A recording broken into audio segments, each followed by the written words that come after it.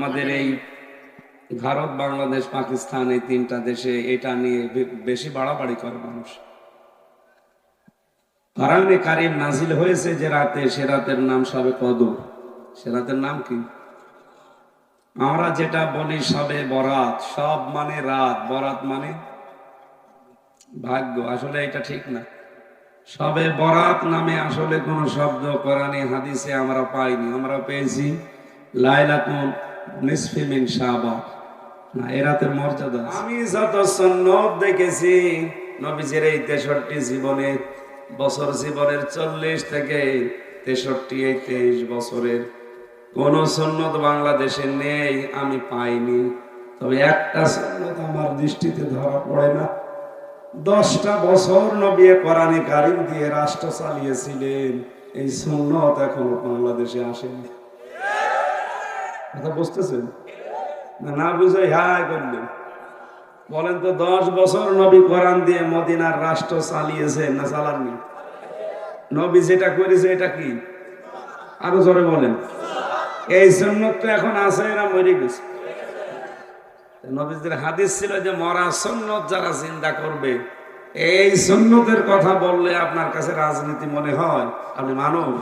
কালামিহিল মাজিদ ওয়া বুরহানিহিত তাওহীদ। আউযু বিল্লাহি মিনাশ শাইতানির রাজীম। বিসমিল্লাহির রহমানির রহিম।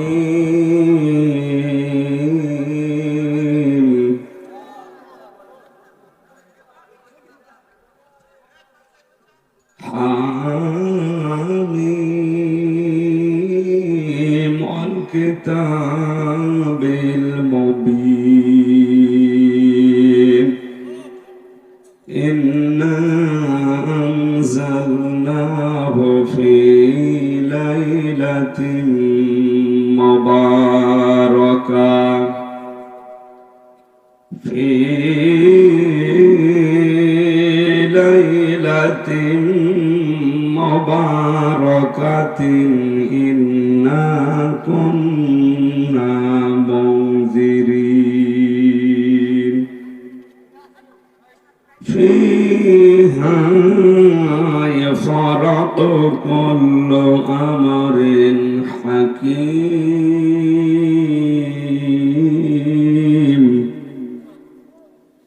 আমরাম মিন ইনদিনা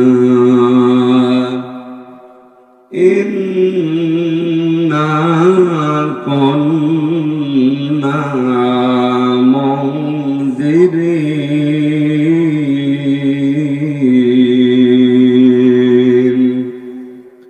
সাদাকাতা ইয়া রাব্বানা। আল্লাহুম্মা সাল্লি আলা সাইয়্যিদিনা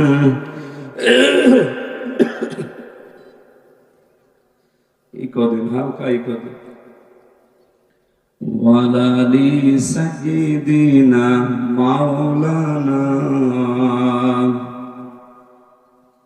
হাজারো ব্যথা বেদনার পরে ফিরে আসনি তুমি আপন ঘরে।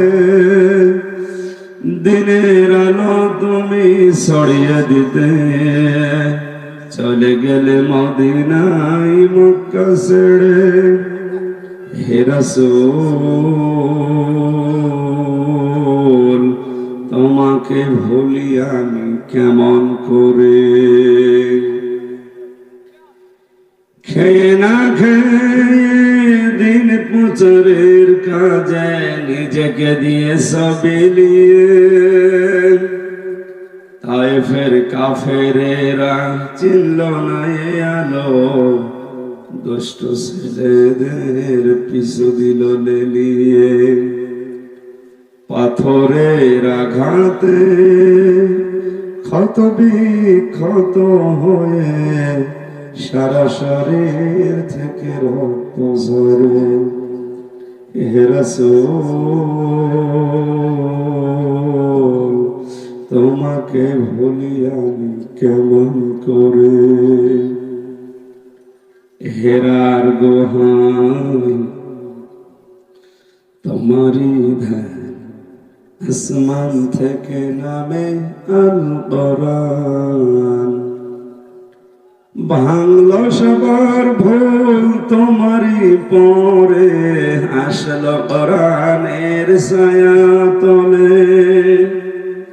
খালিদ ওমর আলী আবু বকর ইসলামী ঝান্ডা নিল যে তুলে। আল আমিন তুমি ছিলে চিরদিন, সকল মানুষের তরে। হে রাসূল তোমাকে ভুলি আমি কেমন করে। আলহামদুলিল্লাহ। বাংলাদেশের ঐতিহ্যবাহী জেলা কিশোরগঞ্জ, বেন্নাটি, কোটরাগড়, মধ্যপাড়া হোসাইনিয়া জামে মসজিদ ও যুব সমাজের উদ্যোগে 14তম বাৎসরিক তাফসীরুল কোরআন মাহফিল ও ইসলামী মহাসম্মেলনের সম্মানিত সভাপতি জনাব মাওলানা ফজলুর রহমান, সহসভাপতি জনাব মাওলানা কাজী আব্দুল হান্নান, প্রধান অতিথি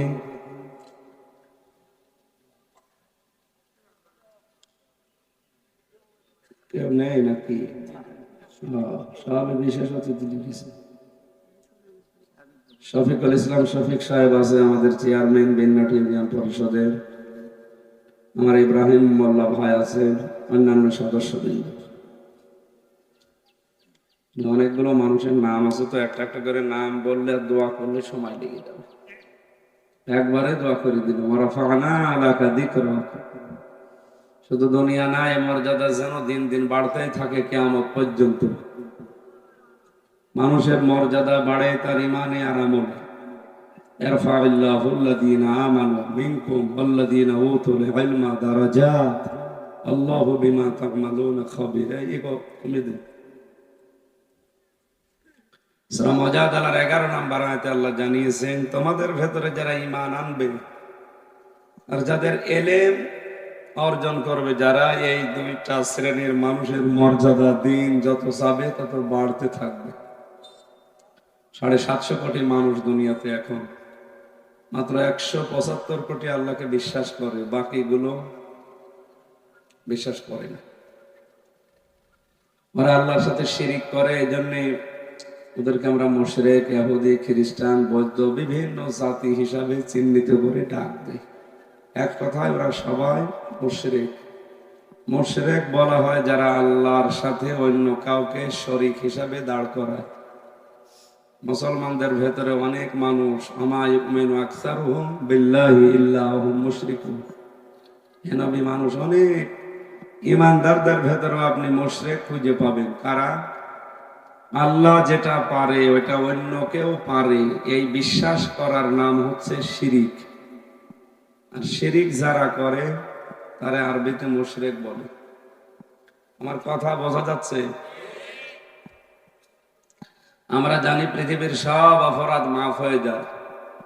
এই যে সামনে যে রাত আসতেছে, শবে বরাত নামে আমরা যেটা জানি, আসলে হাদিসের নাম হচ্ছে লাইলাতুন নিসফি মিন শাবান, শাবানের 15 তারিখ। এটা ফজিলতপূর্ণ একটা দিন। ভালো ভালো সাহাবী থেকে বর্ণিত আছে এই রাতের ফজিলত সম্পর্কে। যদিও আমাদের এই ভারত, বাংলাদেশ, পাকিস্তান, এই 3টা দেশে এটা নিয়ে বেশি বাড়াবাড়ি করে মানুষ। কোরআনে কারীম নাজিল হয়েছে যে রাতে, সে রাতের নাম শবে কদর। সে রাতের নাম কি?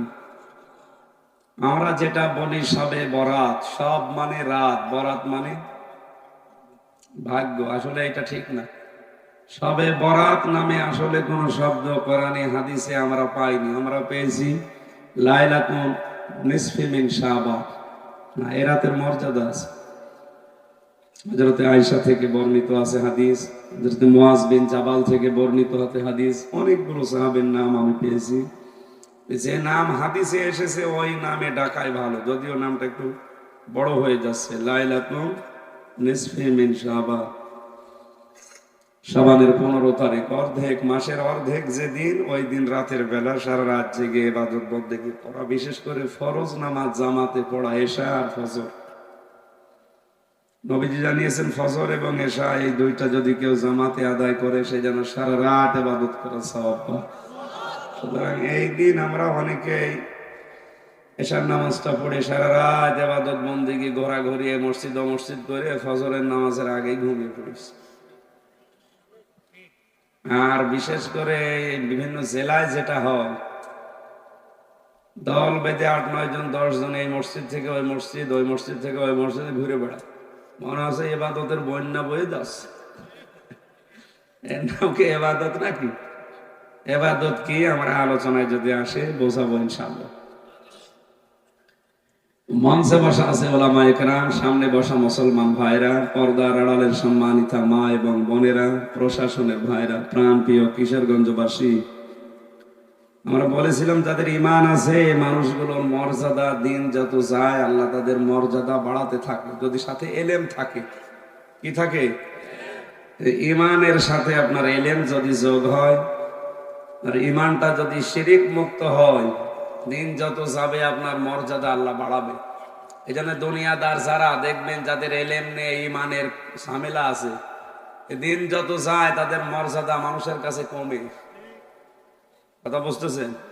আমি নাম নিলাম না, এদেশে বহু মানুষ আছে ঈমানও নেই, এলেমও নেই, কোরআন হাদিসের জ্ঞান যেটা, এটা দুনিয়াবি জ্ঞান আছে অবশ্যই। যে মানুষগুলোর শেষ বয়সে এসে তাদের কোটি কোটি টাকা আছে, কিন্তু সন্তান, বেটার বউ, বউ তাদের কাছে রাখেন, বৃদ্ধাশ্রমে দিয়ে আসে। আর যারা এলেম এবং ঈমানের সাথে টিকে থাকতে পারে আর আমল করতে পারে, দেখেন এই সমস্ত জ্ঞানী মানুষ, আলেম যারা, যত দিন যায় তাদের মর্যাদা পৃথিবীতে বাড়ে।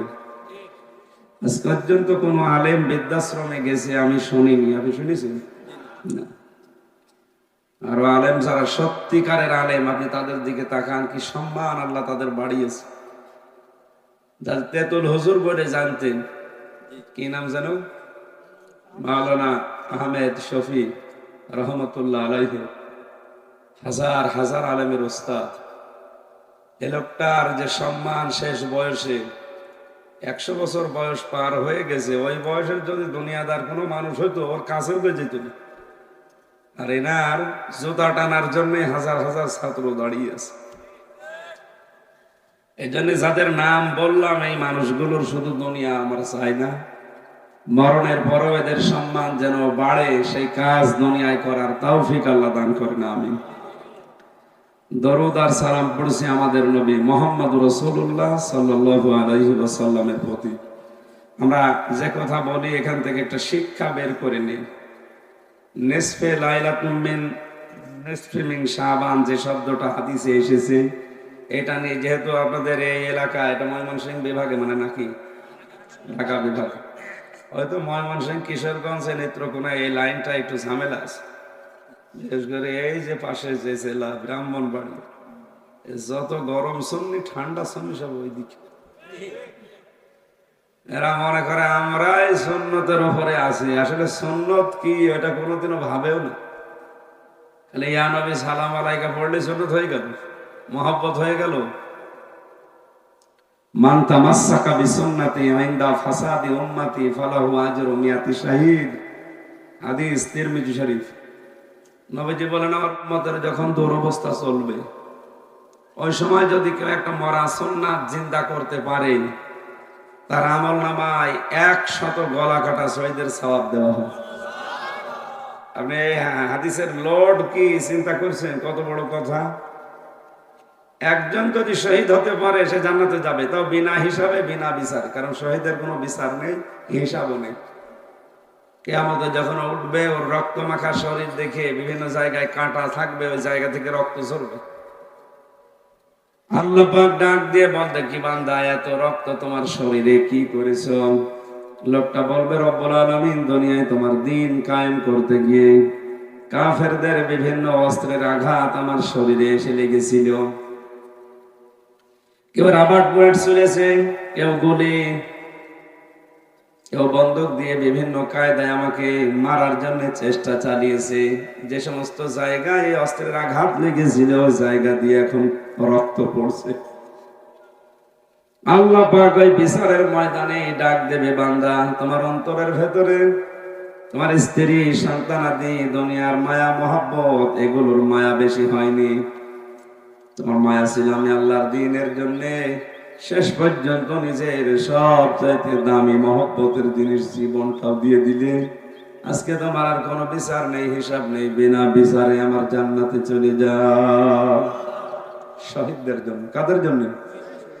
এইরকম 100 গলা কাটা শহীদের সওয়াব আপনার আমল নামায় থাকলে আপনি জান্নাত না পেয়ে পারবেন? মেয়াতি শাহিদ দিয়েছে। এবার খেয়াল করেন হাদিসের বাস্তব কি। সারা জীবনে হাদিসে জন্মের পর থেকে শুনছি নবীর উম্মতের দুরবস্থা যখন চলবে ওই সময় যদি কেউ একটা মরা সুন্নাত জিন্দা করতে পারে 100 গলা কাটা শহীদের সওয়াব সে পেয়ে যায়। আর আমরা বলি সুবহানাল্লাহ। না, আপনাকে এখন বলতে বলছেন, এবার দেখেন তো আসলে কি এটা। হাদিসটা নিয়ে চিন্তা ভাবনা করেছি আমি। গলা কাটা শহীদের সওয়াব 100 আল্লাহ এমনি এমনি দিয়ে দেবে না। বাস্তবে দেখবেন টুপি মাথায় দেওয়া সুন্নাত, এটা কিন্তু মারা না, মরে গেছে না। কেউ মাথায় দেয়, কেউ দেয় না। এখানেও যদি 1000 মানুষ থাকে, তাকান হয়তো অর্ধেকের বেশি মাথায় টুপি আছে, কিছু মানুষ দেয়নি। এরা যারা দিয়েছে এমনি এমনি না সুন্নত মনে করি? এক কথা বলেন না কেন? তার মানে বোঝা গেল টুপি মাথায় দেওয়া সুন্নাত, কিন্তু মরে যায়নি, এখন জীবিত আছে। খাবারের পরে মিষ্টি খাওয়া সুন্নাত, এটা দেশে আছে না। আমার মনে হয় কোন সুন্নত যদি নাও মানিতে এটা মানে। খাবারের আগে যে 3টা সুন্নত আছে ওর মনে নেই। আল্লাহর নবী বলেছেন এই পৃথিবীতে খাবারের আগে 3টা সুন্নাত আছে, আর খাবারের পরে আমার একটা সুন্নাত আমি দিলাম। আমার অধিকাংশ উম্মত গুলো খাবারের পরেরটা মানে, আগের 3টা মানে না। খাবারের আগে সুন্নাত হচ্ছে রুটি পর্যন্ত খাবেন না। এই কথা বলে কেন? কথা বলে দাও ভাই। এখানে কথা বোঝে না, বাইরে যে তখন গেবত করবে, হ্যাঁ রাজনীতি করে গেল। এটা রাজনীতি হচ্ছে? আপনাকে আমি চেষ্টা চালাচ্ছি সহজ ভাষায় বোঝানো। খাবারের আগে যে 3টা সুন্নাত, নিজের পেটকে 3 ভাগ করে রাখা, 1 ভাগ খাবার, 1 ভাগ পানি, আর হজম হওয়ার জন্য 1 ভাগ। আপনি যখন মরণ পর্যন্ত একেবারে টুটি পর্যন্ত খেয়ে বসে আছেন, হজম হবে কি দিয়ে? ওই তখনই তো পেটের পীড়া দেখা দেয়। বিশ্ব নবীর কোন দিন পেটের পীড়া, গ্যাস্ট্রিক, আলসার এগুলো ছিল না, অন্য রোগ ছিল। অথচ এই রোগগুলো এখন বাংলাদেশে বেশি। এক কথা বলেন। নবীজি জানিয়েছেন পৃথিবীর কোন নবীর পেট উঁচু ছিল না, প্রত্যেকটা নবীর বুক ছিল বড়, পেট ছিল ছোট। আর আমরা এমন উম্মত, আমাদের বুক খুঁজে পাওয়া যায় না, শুধু পেট। সে আলেম বলেন আর সালেম বলেন, সাধারণ যাই বলেন, অধিকাংশ মানুষের শুধু পেট। বুক খুঁজবেন পাবেন না। এত বড় বড় পেট হয়, মহিলারা দেখে লজ্জা পায়, আল্লাহ বাচ্চা হয় আমাদের আর পেট হয় ভড়ি, আখেরি ভড়ি। ও যদি শুয়ে থাকে মনে হয় আধা হাত লম্বা হয়ে গেছে ভড়ির। ও কোন মারা যায় ভড়ির উপরে? না, আমি হাসির জন্য বলি না, বাস্তবই এইটা। বোঝা গেল খাবারের পরে মিষ্টি খাওয়া সুন্নত। সুন্নত মরে যায়নি, এখনো। আরো জোরে বলেন। এই যে দস্তরখানা বিছিয়ে খাবার খাওয়া সুন্নাত, অনেকেই খায় অনেকে খায় না, তার মানে এটা একেবারে মরে। জবাব দেন, মরে গেছে? আমি যত সুন্নত দেখেছি নবীজির এই 63 জীবনে, বছর জীবনের 40 থেকে 63, এই 23 বছরের কোন সুন্নত বাংলাদেশে নেই, আমি পাইনি। তবে একটা সুন্নত আমার দৃষ্টিতে ধরা পড়ে না। 10টা বছর নবী কোরআনে কারীম দিয়ে রাষ্ট্র চালিয়েছিলেন, এই সুন্নত এখনো বাংলাদেশে আসেনি। কথা বুঝতেছেন না? না বুঝে হাই করলেন। বলেন তো 10 বছর নবী কোরআন দিয়ে মদিনার রাষ্ট্র চালিয়েছে না চালাননি? নবী যেটা করেছে এটা কি? আরো জোরে বলেন। এই সুন্নত তো এখন আছে না মরে গেছে? নবীদের হাদিস ছিল যে মরা সুন্নত যারা চিন্তা করবে। এই সুন্নতের কথা বললে আপনার কাছে রাজনীতি মনে হয়? আপনি মানুষ।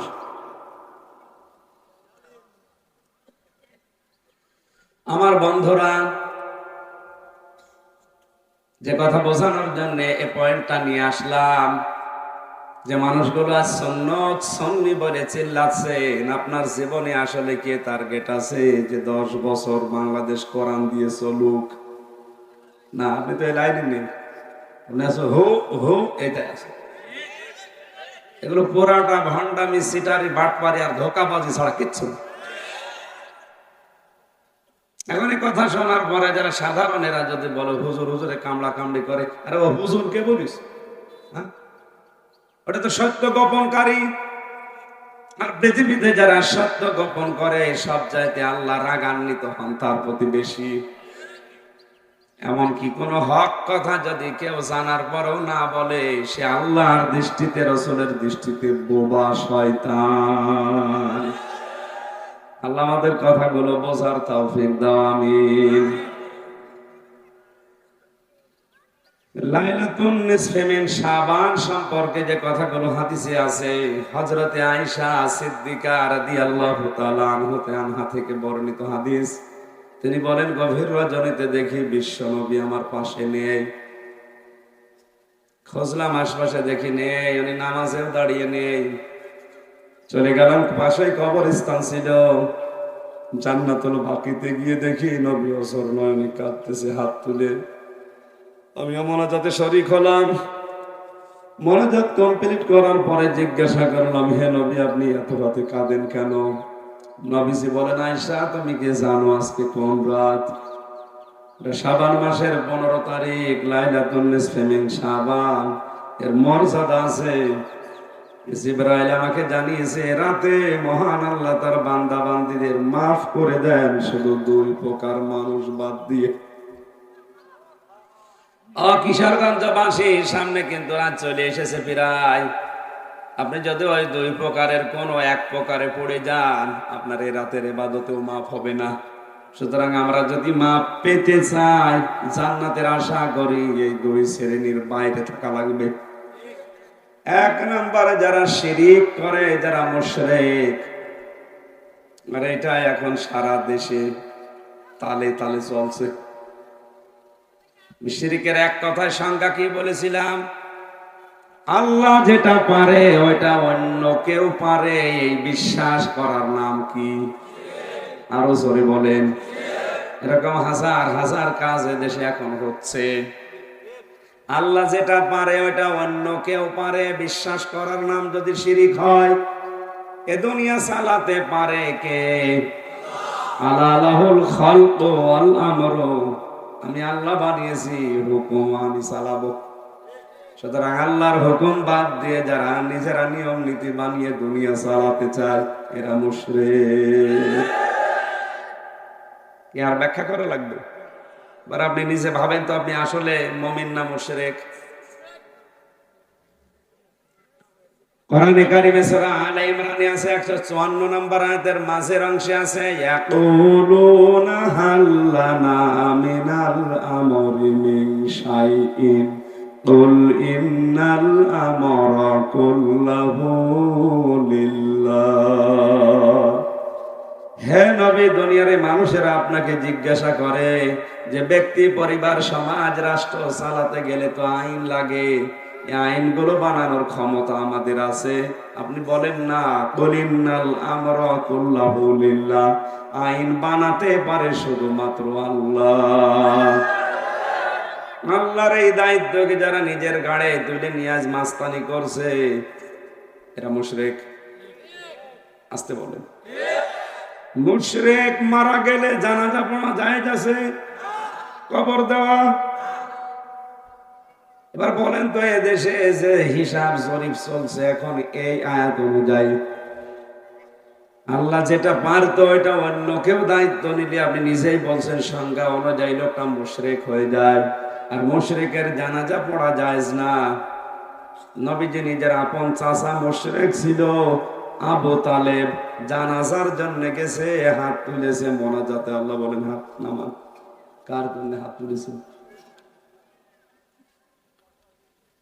কিশোরগঞ্জবাসী মাথা খাটান, বুদ্ধি খাটান। যে নবী জীবনে কোনোদিন হাত তুলেছে কবুল হয়নি, আমি তার জীবনে পাইনি, শুধু একটা জায়গায়।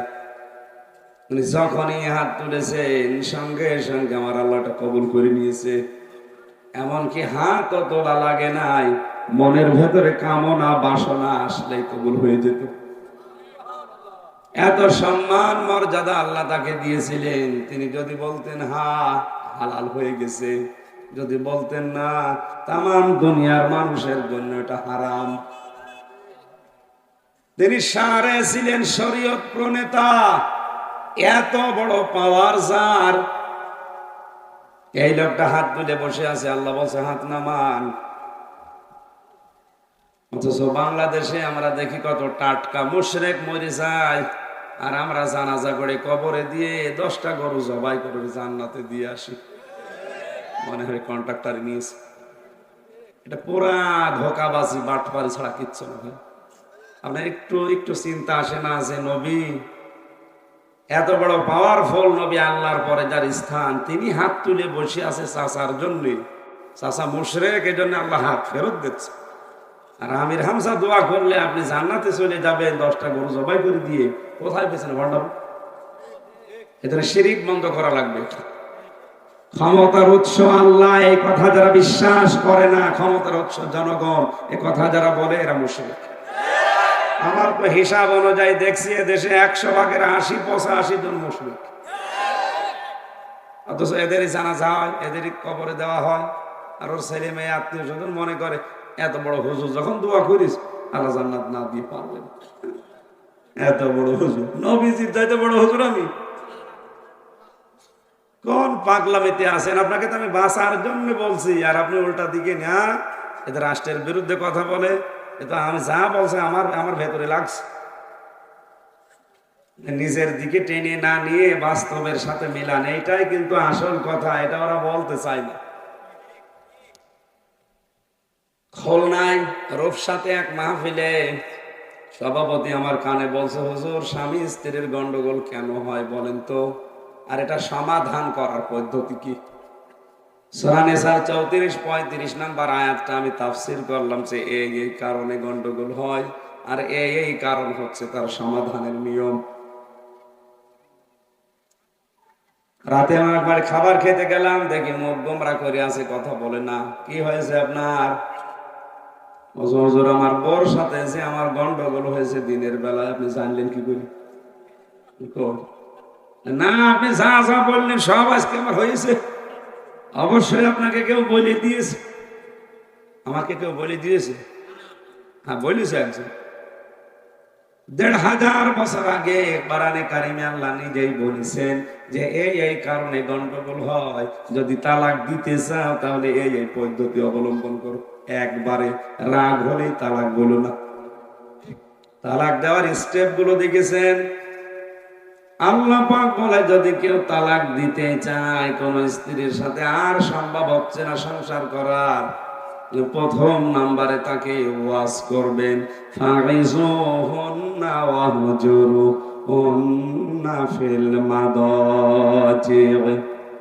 1 নাম্বারে তাকে ওয়াজ করেন। এই ওয়াজের যদি কাজ না হয় কোরআন হাদিস দিয়ে বুঝিয়ে, তাহলে তার বিছানা আলাদা করে দেন। এটাও যদি না হয় তাহলে মৃদু আঘাত করেন বা শাসন করার ভয় দেখান তাকে। হ্যাঁ, স্ত্রীর গায়ে হাত তোলা যাবে না, একেবারে হারাম তা না।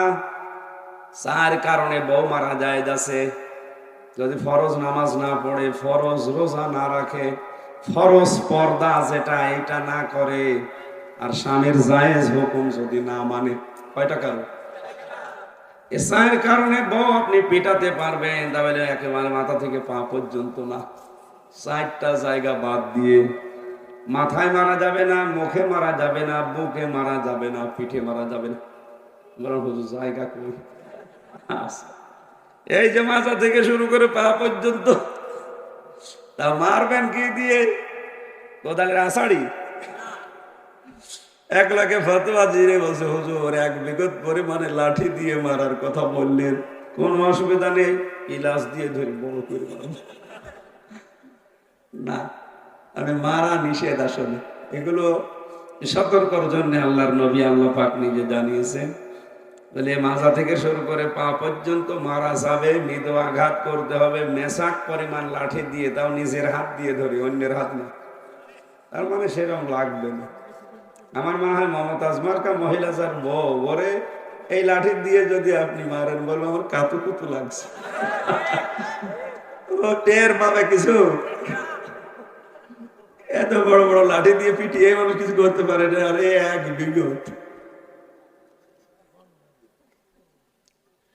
কিশোরগঞ্জবাসী, আমি যেটা বোঝাতে চাই, আল্লাহ রাব্বুল আলামিন এই যে স্টেপ গুলো দিলেন, শেষ পর্যন্ত যদি একেবারেই না হয়, তাহলে উভয় পক্ষের গার্জিয়ান যারা আছে তাদের ডাক দাও। মেয়ের পক্ষ থেকে তার মা বাবা ভাই, পক্ষ থেকে তার গার্জিয়ান যারা, 2 পক্ষ এক জায়গায় বসো, সালিশ করে দেখো মেটানো যায় কিনা। কারণ আল্লাহ পাক কখনো চান না যে একটা সংসার ভেঙে যাক। এতেও যদি কাজ না হয়, সর্বশেষ পন্থা হচ্ছে প্রথম মাসে 1 তালাক দাও, এরপরে আর 1 মাস পরে আর 1 তালাক দাও, এরপরে আর 1 মাস, তার মানে 90 দিন সময় পাচ্ছেন তাকে পাল্টানোর। আর আমরা দেশে এমন কিছু বানিয়ে ফেলি, 90 দিন না, 90 সেকেন্ডের ভেতরেও 10 তালাক দিয়ে দিচ্ছে। হযরতে ওমরের কাছে এক মহিলা এসে ডাক দিয়ে বলে, খলিফাতুল মুসলিমিন, আমার স্বামী আমাকে 100 তালাক দিয়েছে, ডেকে নিয়ে আসো। দরবারে হাজির করার পরে ডাক দিয়ে বলে, কয় তালাক দিয়েছো? বলে 100টা। কেন? 3 তালাকে তো বউ তালাক হয়ে যায়। 3 তালাকে তোর বউ শেষ, আর 97টা তালাক তোর পিঠের উপরে পড়বে। আজ যদি এই সিস্টেম গুলো ইসলামের কায়দায় আমরা চালু করতে পারতাম, আজ হাজার হাজার মামলায় এই স্বামী স্ত্রীর দ্বন্দ্ব নিয়ে চলছে কোর্টে। এদের এই সমস্ত মেটাতে বিচারকরা হাই ফাই বুঝতে পারছে না।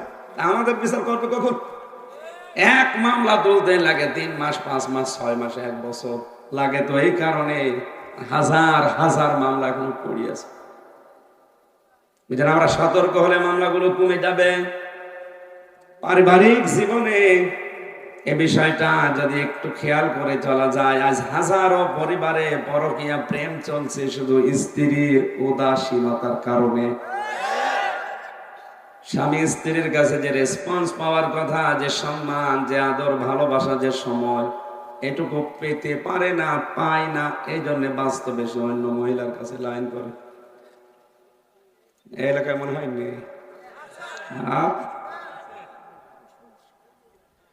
আমার ভাইরা, নিসবে শাবানে সব আল্লাহ মাফ করে দিচ্ছেন। একটা মাত্র অপরাধ প্রথমে মাফ করেন না, যারা শিরিক করে মুশরিক হয়ে গেছে।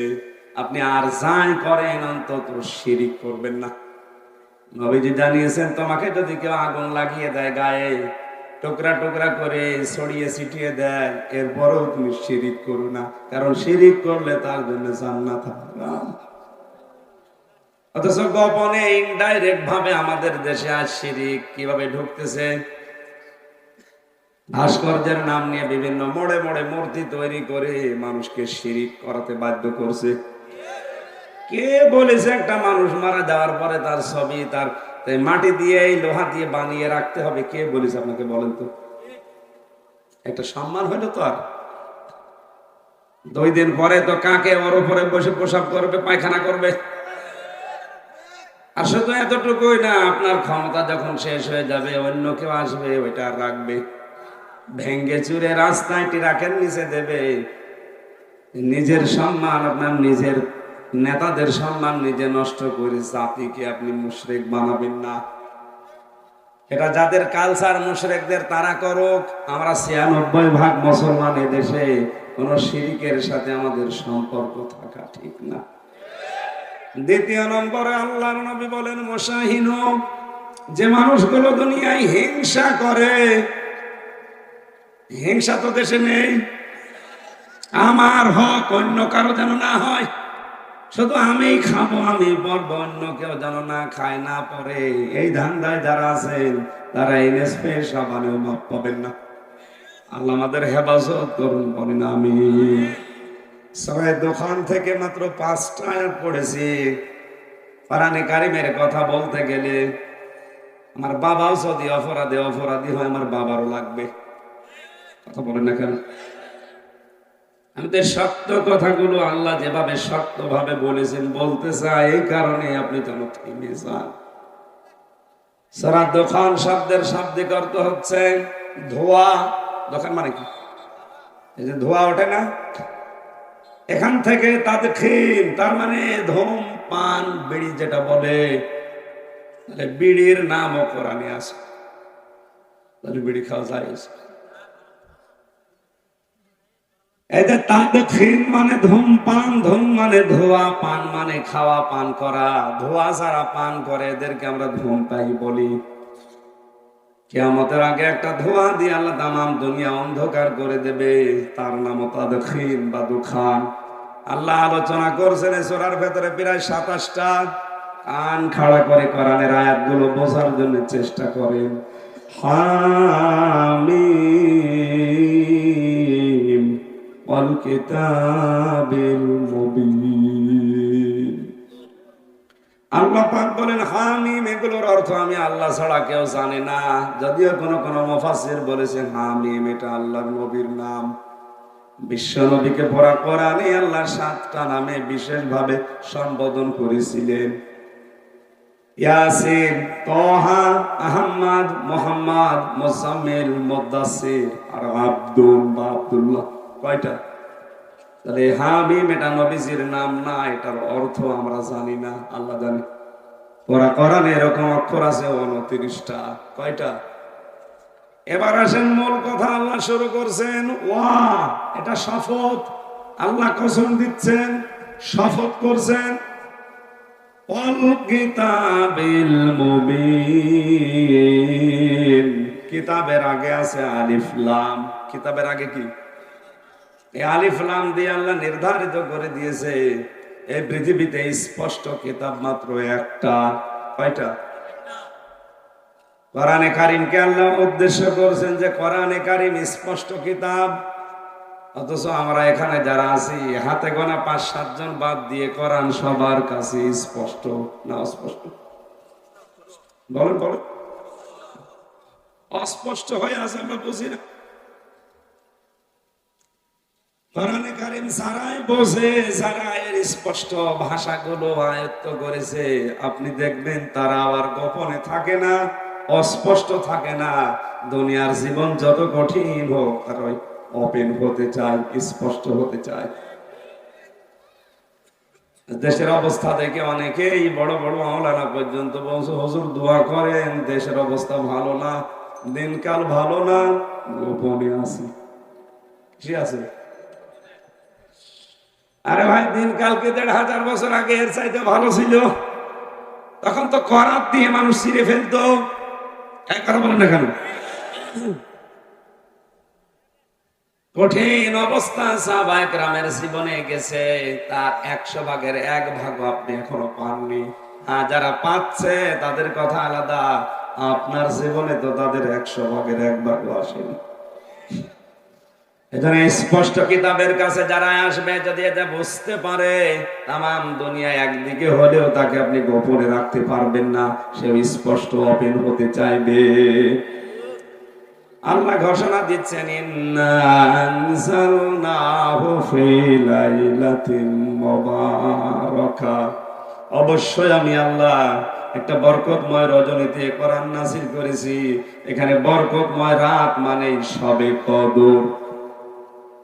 এই আয়াতের তাফসীরে অন্য জায়গায় আল্লাহ জানিয়েছেন ইন্না আনজালনাহু ফি লাইলাতিল কদর, অবশ্যই আমার কোরআন আমি নাযিল করেছি লাইলাতুল কদরে। তাহলে এই আয়াত দিয়ে যারা ইঙ্গিত দিতে চায় যে এটা সবে বরাতের আয়াত না, এটা মিথ্যা কথা। কথা বুঝতেছেন? যদিও কেউ কেউ ইঙ্গিত দিয়েছে, কোন কোন মত অবলম্বী আলেমেরা জানিয়েছে এটার দ্বারা সবে বরাত বা নিসফে শাবান উদ্দেশ্য হতে পারে।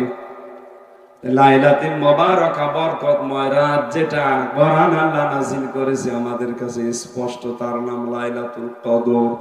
লাইলাতুল ইন্না কুন্না মুনজিরিন, অবশ্যই আমি আল্লাহ নিজে তোমাদের জন্য সতর্ককারী। এখানে সতর্ককারী স্বয়ং কে? একটু ভালো করে শোনো। হজের ঘোষণা কিন্তু আল্লাহ ইব্রাহিম নবীকে দিয়ে দিয়েছিলেন। ওয়াদ্দিন ফিন নাসি বিল হজ্জি ইয়াতুকা রিজালা ওয়া আলা কুল্লি দামিরিন মিন কুল্লি ফাজ্জিন আমিক। হে নবী ইব্রাহিম, আপনি হজের ঘোষণা দিয়ে দেন। হজের জন্য আপনি আযান দেন, আহ্বান জানান, এলান করেন। তাহলে হজের ঘোষণা দিয়েছে ইব্রাহিম নবী না আল্লাহ? আপনারা বুঝতেছেন? কিন্তু এখানে যে আয়াত ইন্না কুন্না মুনজিরিন, আমি আল্লাহ নিজে সতর্ক করছি। ওয়াইস্তাযানা রাব্বুকুম, আল্লাহ আযান দিচ্ছেন, আল্লাহ পাক যেন নিজে মাইক হাতে নিয়ে ঘোষণা দিচ্ছে, একটি এলান, একটি ঘোষণা। যদি বলেন সুবহানাল্লাহ। আল্লাহ নিজে যদি এই কিশোরগঞ্জের বিন্নাটি এলাকায় এসে একটা মাইক হাতে নিয়ে বলে একটি ঘোষণা, আমরা একটু কান খাড়া করব না? করব না? মনে করেন ওই রকম কথা আল্লাহ বলছেন, ওয়াইস্তাযানা রাব্বুকুম, একটি ঘোষণা তোমার রবের পক্ষ থেকে। এ কথার ওজন কত হয়তো আমরা অনেকে টের পাচ্ছি না। আল্লাহ নিজে যখন সতর্ক করছেন, খুব খেয়াল করেন। নিসফে শাবানে সবার মাফ হয়ে যাচ্ছে, মাফ পেয়ে যাচ্ছে, শুধু মুশরিকরা বাদ দিয়ে আর হিংসুক বাদ দিয়ে। আজ আমাদের অধিকাংশ মানুষের ভেতরে এই দুইটা রোগ বেশি। আমরা হিংসা থেকে নিজেকে আজ বাঁচাতে পারি না। আমার নিজের হোক, অন্য কারো যেন না হয়। জোরে বলেন নাউজুবিল্লাহ। আমি নিজে তামাম দুনিয়ার মালিক হয়ে গেলাম, সারা পৃথিবীর ক্ষমতা আমার হাতে। বলেন তো কি হবে আমি যদি মাপ না পাই আল্লাহর কাছে? আমি এসেছিলাম খালি গায়ে খালি পাই ন্যাংটা অবস্থায়। হয়তো 50, 60, 70 বছর দুনিয়ার জীবনে কিছু আগে কাটালাম। এরপরে যখন ফিরে যাব, ওই সময়ও খালি গায়ে খালি পাই। মাঝখান থেকে কিছু সময় দুনিয়ায় আনন্দ উল্লাস মজা করে গেলাম। আমার আগেও কিছু নেই, পরেও কিছু নেই, শেষ। আমি কি গরু ছাগল? বলেন বলেন। আমার তো একটা উদ্দেশ্য আছে। আফাহাসিবতুম আন্নামা খালাকনাকুম আবাসা ওয়া আন্নাকুম ইলাইনা লা তুরজাউন। মানুষ কি মনে করে এমনি এমনি তারে বানিয়েছি, অযথা বানিয়ে ছেড়ে দিয়েছি? না, ওকে মনে করছে যে আমার কাছে আশা লাগবে না ওর। উদাসীন জীবন বন্ধ করেন। আমি সহ যারা এসেছি, আমাদের এখনই উদাসীনতা বন্ধ করা লাগবে। কারণ কখন কিয়ামত চলে আসে বলা যায় না। অনেকে মনে করছে না এখনো 1500 বছর পরে কিয়ামত। কে বলেছে? কোরআনে কারিমে আল্লাহ জানিয়েছে, চোখের পলক উপরে তুলে ফেলতে যতটুকু সময় লাগে, এ সময়ের ভেতরও কিয়ামত কায়েম হয়ে যেতে পারে। কারণ কিয়ামত কায়েম হওয়ার যে 15টা নিদর্শন আমি পেয়েছি হাদিসে, তার অধিকাংশগুলো এখন প্রায় সব কমপ্লিট। সবচাইতে বড়টা হচ্ছে আমানতের খিয়ানত, আর যেটা তামাম দুনিয়ায় এখন সবচাইতে বেশি হচ্ছে। আমানতের খিয়ানত মানে অনেকে মনে করে যে টাকা রাখলাম, এটা আমানত, ফেরত দিল না, খিয়ানত না। এটা না, শুধু এইটাই না। আমানতের খেয়ানত মানে যে যেই চেয়ারে বসার যোগ্যতা রাখে না, ওই চেয়ারে যদি তাকে বসানো হয় আর সে যে জোর করে বসে, এটা আমানতের খেয়ানত। আপনি নিরপেক্ষ দৃষ্টিতে বলেন তো, বাংলাদেশে এটা এখন হচ্ছে না? হচ্ছে না? কত বিশ্ববিদ্যালয়ের ভাইস চ্যান্সেলর, অথচ ওই বিশ্ববিদ্যালয়ের শিক্ষক হওয়ার যোগ্যতা নেই, 50 লাখ 1 কোটি টাকা দিয়ে জোর করে ওই চেয়ারে বসে আছে। এটা আমানতের আমানতের আর একটু নিচে নামলে তো আমি ধরা পড়ে যাব। চেয়ারে বসার জন্য যে যোগ্যতা লাগে, যোগ্যতা এখনো আমার হয়নি। তাফসীর করার জন্য যতগুলো জ্ঞান দরকার এখনো পর্যন্ত পর্যায়ে আমি পৌঁছাতে পারিনি। জোর করে হোক, নিজেরা যেভাবে হোক বসিয়ে দিয়েছে, এটা আমার দুঃখিয়াল। আর সব জায়গায় চলছে এটা। মলম লাগাবো কোথায়? সারা গায়ে অসুখ হয়ে ফোড়া হয়ে পড়ে গেছে, মলম লাগাবেন কোথায়? মসজিদের ইমামতি করার জন্য এখন ঘুষ লাগছে। কোর্টের বারান্দায় যাবেন, ইট পর্যন্ত টাকা চাই। আমি প্রথম যখন জেলে গিয়েছিলাম 11 সালে, ওই সময় তো জেলখানায় না কারাগারের ভেতরে যে থানা যে হাজত আছে ছিলাম। কয়েকজন এসেছে দেখা করার জন্য, কিছু টাকা দিয়েছে, খাবার কিনে নিয়ে। বের হওয়ার সময় যখন পুলিশ বলছে হুজুর দিয়ে যান, কি টাকা কোথায় পাবো? ওই যে যারা দেখতে এসেছিল তারা দিয়েছে, আমি জানি। শেষে 10 টাকা দিলাম, তাও খুশি। একটা জায়গা দেখার তো যেখানে ঘুষ চলে না, বলেন মসজিদেও ঘুষ চলছে। সভাপতি হওয়ার জন্য বিভিন্ন কায়দায় লবিং করেছি, আরে বসে আছে। এর আগে মনে হয় শুরু হয়নি। কুষ্টিয়ার এক মসজিদের ঘটনা শুনলাম, বিশাল মসজিদ সরকারি ভাবে হচ্ছে। ওখানে যদি কেউ ইমামতি করে তার অনেক টাকা পয়সা বেতন দেবে সরকার, বিভিন্ন সুযোগ সুবিধা আছে।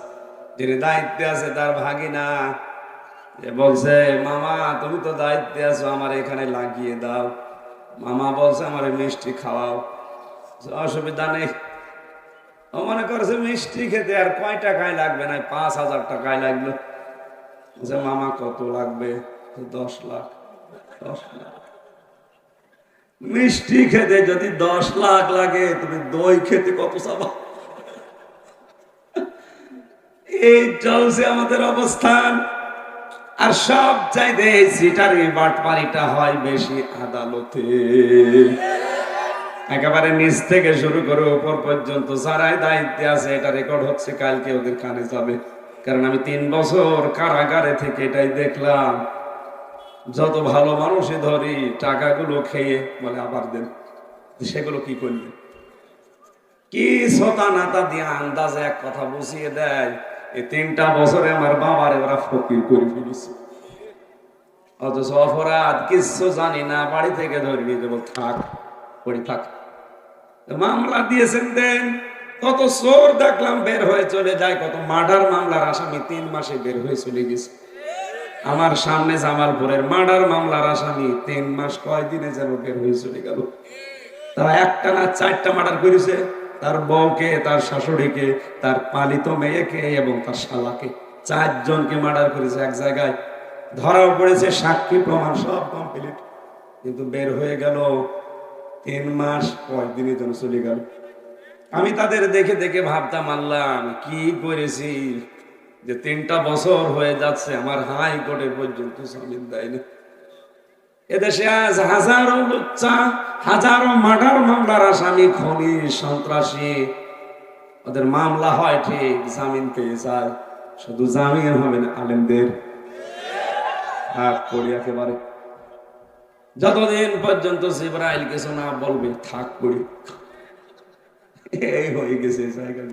আর মাঝখান থেকে যারা দায়িত্বে ভেতরে ভেতরে আছে, এই উকিল থেকে শুরু করে পেশকার থেকে ম্যাজিস্ট্রেট, জজ, মামলার আয়ু, এরপরে বিচারপতি, যারা আছে এই মাঝখান থেকে লক্ষ লক্ষ টাকা পরিবার থেকে নিয়ে নিচ্ছে। আপনি হারাম কামাই করে মনে করছেন আপনি আরামে খেতে পারবেন? কোরআন আমি 100 ভাগ বিশ্বাস করি। আমার বাবার কাছ থেকে এতগুলো টাকা যারা আত্মসাৎ করলেন এভাবে, এই 2 নাম্বারি কায়দায় 1টা টাকাও আপনি ভোগ করতে পারবেন না। আমি মুসাফির, এখন আমি অসুস্থ, এখন আমি মজলুম অবস্থায় আছি। আল্লাহর কাছে মজলুমের দোয়া ফেরত আসে না। ইত্তাকি, ভয় করো, বেঁচে থাকো, দাওয়াতাল মাজলুম, মজলুমের বরদুয়া থেকে। ফাইন্নাহা লাইসা বাইনাহু ওয়া বাইনাল্লাহি হিজাব, কারণ মজলুম আর আল্লাহর মাঝে কোনো পর্দা থাকে না। আল্লাহকে পর্দা দিয়ে ঢাকা, কি দিয়ে? কিসের পর্দা?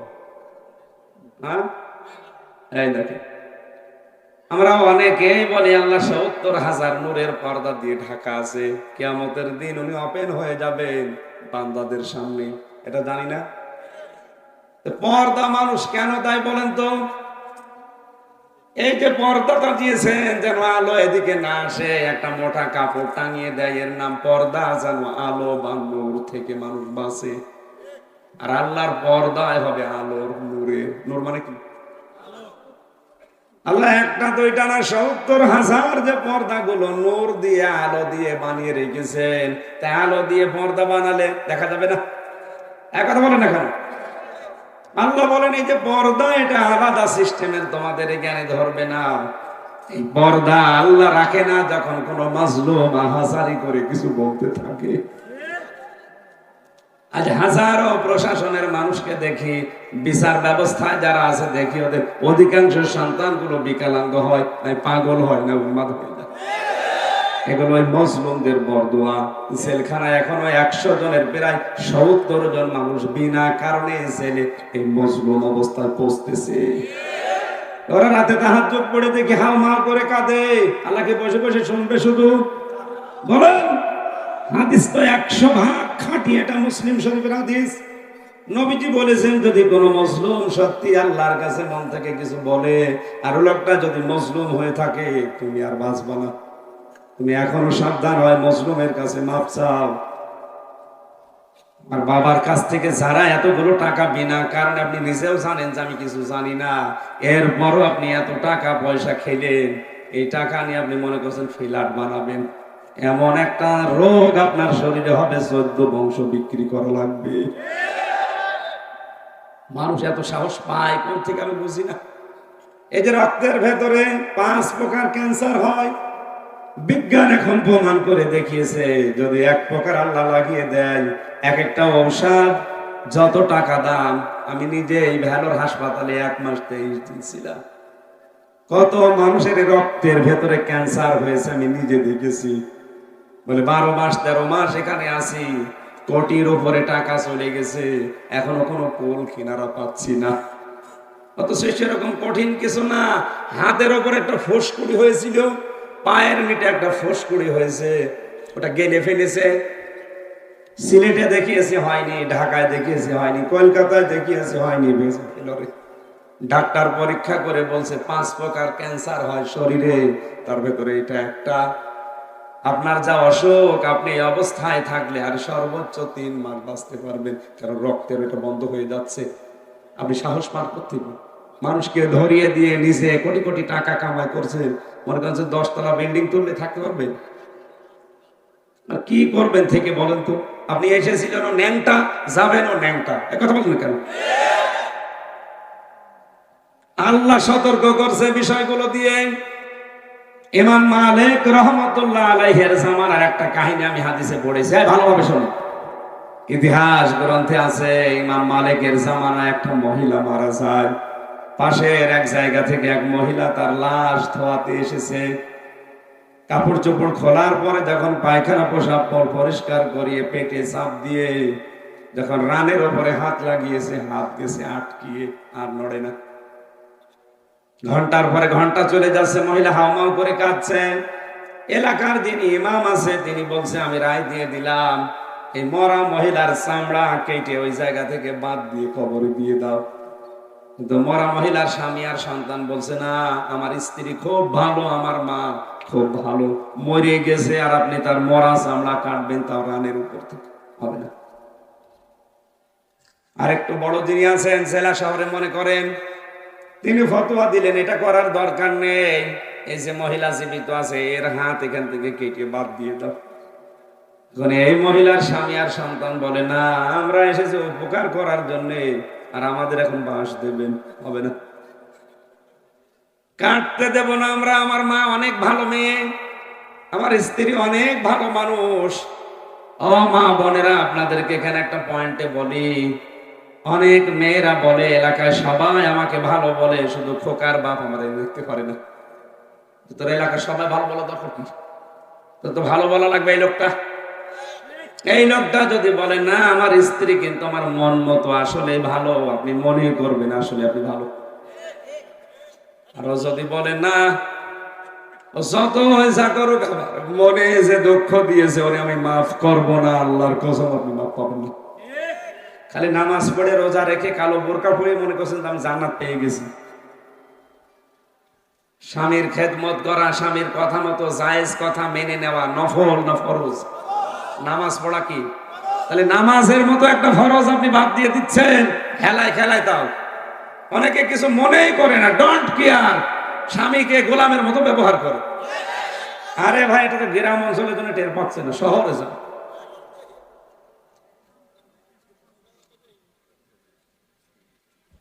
একটু খেয়াল করে শোনেন, এখানে কয়টা শিক্ষা আছে আমি বের করব। আছেন তো আপনারা? এখানে নামাজ হবে, নামাজের পরে বিদায় নেবেন। দাম্পত্য জীবনে মানুষের যে কলহগুলো চলছে এবং তার সমাধান কি দেওয়া লাগবে, আমার একটা বই আছে গাড়িতে, যে এটা স্ত্রীকে পড়াবেন যদি শিক্ষিত মানুষ হয়। আর স্বামীর জন্য একটা আছে, দুইজনকে দুইজন কিনে উপহার দেন, পড়েন, দেখেন পরকীয়া প্রেম বন্ধ হবে আশা করছি। চেয়ারম্যানেরও এত বিচার করা লাগবে না। এরা দুইজন বিপদে পড়ে গেল, কি হয় কি করি? তখন ওই দেশের প্রধান বিচারপতি যিনি ইমাম মালিক, চিফ জাস্টিস, তাকে ঘোড়ায় চড়ে নিয়ে আসা হলো। কয়েক ঘন্টা পার হয়ে যাচ্ছে, সমাধান হয় না, দুই পক্ষের দুই পক্ষ মানে না, আপনি একটু সমাধান করে দেন। উনি আসলেন, মেয়েটিকে পর্দার আড়ালে দাঁড় করালেন। বাইরে থেকে এদের আত্মীয় স্বজন যারা আছে দুই পক্ষকে দাঁড় করিয়ে বললেন, দেখো মেয়ে, তুমি লাশ ধোয়ানোর সময় কি কি হয়েছে সত্যি করে বলো। মেয়েটা বলে, আমি কিছু করিনি, কিছু জানিও না, অত ভালোভাবেই ধোয়াচ্ছিলাম, হঠাৎ করে রান আমার হাত আটকিয়ে গেছে। ইমাম মালিক বলে, না এ কথা মেলে না, আমার কাছে কিন্তু রাডার আছে কোরআনের, আমার কাছে হাদিসের রাডার আছে, আমি কিন্তু ধরে ফেলবো, সত্যি কথা বলো।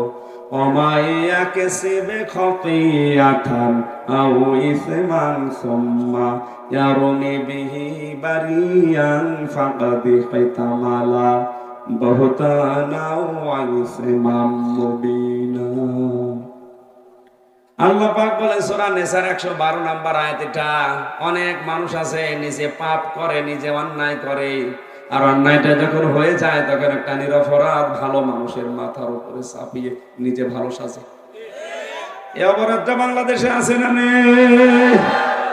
হ্যাঁ ভাই, এরকম কিছু করেছো কিনা বলো। তোমার হাত তো এমনি আটকানোর কথা না। মেয়েটা ভয়ে ভয়ে বলছে, হ্যাঁ আমার একটা কথা মনে পড়ছে, আমি যখন কাপড় খুলে ওরা শরীর থেকে ময়লা আবর্জনা পরিষ্কার করে যখন হাত রাখতে যাচ্ছিলাম, তখন আমার মনে মনে এই মহিলার প্রতি একটা খারাপ ধারণা এসেছিল। কিছুদিন আগে এই মেয়েটা একটা পুরুষ মানুষকে সাথে নিয়ে বাড়িতে ঢুকছিল। আমি লাশ ধোয়ানোর সময় ওই খারাপ ধারণা কোনো নিক্ষেপ করেছি, এত ভালো ভালো করে তোমার এই মানুষ, তোমার চরিত্র তো ভালো না। অথচ ওই ছেলেটা পরে খোঁজ নিয়ে জানলাম ওই ছেলেটা ওনার নিজের আপন ভাইয়ের ছেলে। একটা মহিলার 14 জন পুরুষের সাথে দেখা করা যায় যাচ্ছে, তার ভেতরে আপন ভাইয়ের ছেলে আছে না নেই? এক কথা বলে না কেন? আপন ভাইয়ের ছেলের সাথে বিয়ে করা যায় যাচ্ছে, তার মানে হারাম এটা। আপনি আপন ভাইয়ের ছেলের সাথে বাড়িতে গেলেন না ঘরে গেলেন, এখানে আপনার দরকার কি? আন্দাজে কত মানুষকে দেখে উল্টা পাল্টা ধারণা করে, এরকম মানুষ দেশে নেই। ইমাম মালিক হাদিস বললেন তাকে, মান সালিমাল মুসলিমুনা মিন লিসানিহি ওয়া ইয়াদিহি। আল্লাহর নবী বলেন ওই লোকটা মুসলমান যার হাতের দ্বারা মুখের দ্বারা মুসলমানেরা শান্তি পায়। এই কথা ঠিক আছে? হ্যাঁ ঠিক আছে। কিছু কিছু মানুষ বলে ওই লোকটাই মুসলমান যার হাতের দ্বারা মুখের দ্বারা মানুষ শান্তি পায়। এখানে মানুষের কথা নেই, মুসলিমুনা মুসলমানের কথা আছে। এখানে হাত মানে এই হাত শুধু না, ক্ষমতার হাত, পাওয়ারের হাত, আইনের হাত, টাকা পয়সার হাত।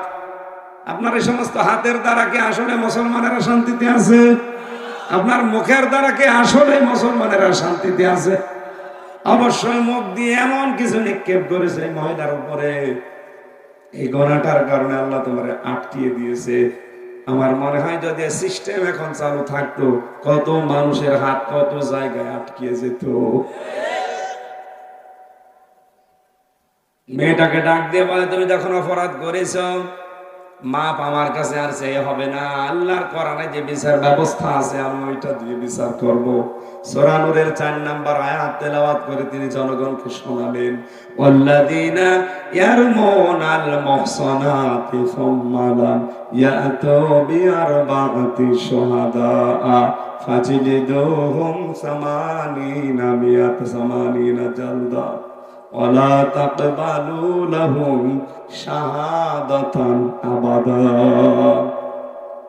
আল্লাহ পাক বলেন, কোন মুহসিনা, কোন নেককার, নিরপরাধ, জানে না এরকম কোন মহিলার প্রতি যদি কেউ জিনার তহমত, খারাপ ধারণা করে, ব্যভিচারের তহমত লাগিয়ে দেয়, যদি 4 জন সাক্ষী জোগাড় করতে লোক না পারে, তাহলে তার 2টা শাস্তি, 80টা বেত মারা লাগবে, আর জীবনে কোনোদিন তার সাক্ষী গ্রহণ হবে না।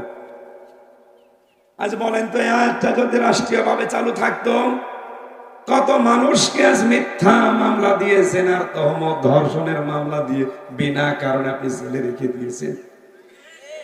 পাশের বাড়ির সলিমুদ্দিনের সাথে রাগারাগি আছে, পেরিয়ে ওঠে না, করবে কি? নিজের আপন মেয়ে দিয়েছেন আর তহমত লাগে তারে জেলের ভিতরে ভরে রেখেছে। আমি তো ওখানে মনে হয় 100 জনের 20 জন তো এরকম আসামি পাবেনি। প্রত্যেকটা জেলখানায় একই অবস্থা। এক কথা বলেন না কেন? আপনি 4 জন সাক্ষী যদি সত্যি প্রমাণ করতে না পারেন, আপনার জীবনে 2টা ক্ষতি হবে। 1 নম্বরে 80টা বেত মারা লাগবে আপনাকে। 2 নম্বরে জীবনেও কোনোদিন আপনার সাক্ষী আর গ্রহণ করা হবে না। কত বড় ভয়ঙ্কর শাস্তি! মেয়েটাকে বললেন সাক্ষী কই, বলে নেই, এটা আমি মনে মনে করেছিলাম, মনে মনে করে আজ ধরা পড়ে গেছো, তোমার কোরআনের আয়াত দিয়ে বিচার করে দিলাম, মারো। জল্লাদ 79টা মেরেছে কিন্তু হাত খোলে না। জাল্লাদ ডাক দিয়ে বলে, আপনি কি বলেন ইমাম সাহেব? 79টা আমার হয়ে গেছে, মাত্র একটা বাকি আছে, হাত তো খোলে না। ইমাম মালিক বলে, না, কোরআন মিথ্যা হতে পারে না, আর একটা বাকি আছে, তুমি চালাও। বিসমিল্লাহ বলে যখন আরেকটা দিয়েছে, হাত খুলে গেছে। কোরআনে কারিমের কোন নিয়ম দিয়ে যদি দুনিয়াতে ওই পাপের বিচার হয়ে যায়, কিয়ামতে মহান আল্লাহ ওই পাপের জন্য ডবল করে বিচার করে না। আজ বাংলার জমিনে এই যে সতর্ক বার্তাগুলো আল্লাহ কোরআনে কারিমের এই আয়াতগুলো থেকে আমাদেরকে দিচ্ছেন, আমরা যদি এই পরনিন্দা করা, গীবত করা, সমালোচনা করা, এর কথা ওর কাছে লাগানো, এগুলো বন্ধ না করি, এই শাবান মাস আসবে, বছরে বছরে চলে যাবে, আমাদের কোনো লাভ হবে না। আমরা নিজেদের চরিত্র সংশোধন করি, কারণ আল্লাহ নিজে সতর্ক করছেন, ফিহা ইফরাকু কুল্লু আমরিন হাকিম। আল্লাহ পাক বলেন, এই রাতে আমি ভালো ভালো সিদ্ধান্তগুলো কিন্তু গুরুত্বপূর্ণ নিয়ে নেই। আমার পক্ষ থেকে আমার আইন অনুযায়ী, আমার আদেশ অনুযায়ী গুলো হয়। ইন্না কুন্না মুনজিরিন ইন্না কুন্না মুরসিলিন, নিশ্চয় আমি রাসূলদের পাঠিয়ে থাকি। এখন ব্যাখ্যামূলক কথা অনেক আছে, হাজার হাজার কথা আছে এক একটা আয়াতে।